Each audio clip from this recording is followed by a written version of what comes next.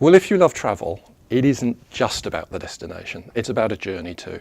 And a good journey should have some adventure, excitement, romance, anticipation, things to see on the way. It should reflect the culture of the countries through which you pass.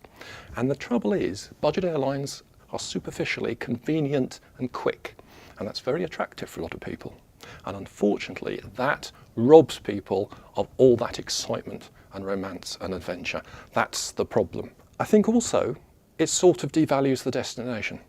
And the way most human beings are put together, the human creature, if you have to put in a bit of effort, you appreciate something more. If it's handed to you on a plate, you don't appreciate it. I've never been to Istanbul by air. I've always travelled 2,000 miles, 3 nights across Europe. And to me, Istanbul is a romantic city on the very edge of Europe where East meets West. If you hopped on a plane at Luton, 3 hours, you're in Istanbul. 3 hours from Luton, that pretty much puts it just the other side of Dunstable, doesn't it? And it just doesn't have the same cachet.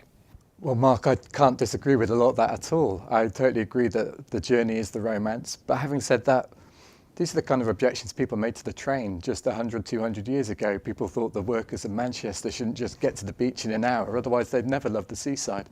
So I think absolutely, if I had the time and the money, I would absolutely love to spend my holidays travelling across Europe by train, pootling across the continent, enjoying every stop, seeing every station. But as it is, the world we live in now, people have a few weeks holiday a year, they don't have the money to spend on a train ticket that might cost many hundreds of pounds to get to such a far-flung destination as Istanbul. I agree, you make the choice, but for most people, it's a week away, and if you can get there for a fraction of the price on Ryanair, that's the choice we have to make.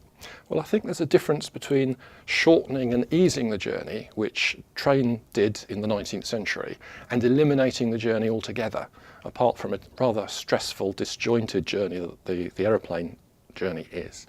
The trains, you still experience a journey. With a plane, it's stripped away and you're robbed of all that extra interest. The other thing is that the convenience and the cheapness of the budget airlines is not what it was. As fuel goes up, it's getting more expensive, and we're seeing that as airlines frantically try and add extra charges, and we've also seen a lot of people fed up to the back teeth with all the airport hassle. So the other side of this is that if you give up taking your budget flight and look for alternatives, you'll find them cheaper and faster than you'd expect. I can leave London at 9:15 in the morning, a very civilised time after breakfast, right from the middle of London, St Pancras station. I can have lunch in Paris, and I can be on a high-speed TGV speeding across the French Alps to Turin and Milan, arriving the same day. Again, for those of us who live in London, brilliant. Eurostar is a brilliant alternative to flying, but lots of people don't live anywhere near London too. They have to take a much further journey by plane just to get to the continent, and that's the kind of thing that budget airlines have opened up. Some of the objections you've raised, it's true that Ryanair and co have made flying a much nastier experience on one level, but on the other hand, you still have this thing of the journey. You're still above the clouds. You still can look out the window and see the world around you. The excitement and the romance maybe isn't what it was, but once upon a time flying was the equivalent of a 5-star hotel in the sky. It excluded a huge section of the population from seeing the world around them. Now we all have the chance to find these new places, from Aarhus to Sadar, loads of places whose name we don't know how to pronounce, and that's open to everybody now, and that's really what budget airlines have brought. Well, I think you've hit a good point. There was a time, perhaps, back in the 60s when flying was glamorous. And what I'm told by travellers now is that it's anything but glamorous. In fact, it's almost the other way around. It's now the hoi polloi who are herded along, almost infantilised, treated like children, herded onto airliners and told to sit down, belt up, do what you're told. No, you can't take a bottle of wine because that's not allowed. You have to do this, you have to do that.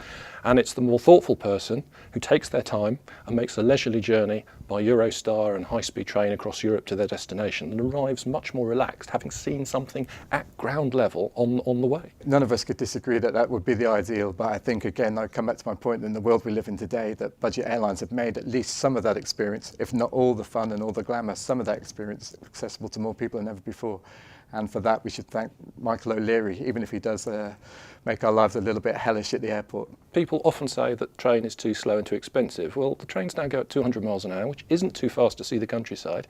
Paris is only 2.25 hours away from London, so it's faster than a lot of people think. And it's also cheaper. Paris, £39, Paris to Turin or Milan from €29. So I think it's important that people look to these alternatives and just say, I'm actually going to have a nicer experience. a more relaxed experience if you avoid that budget airliner hassle and stay on the ground.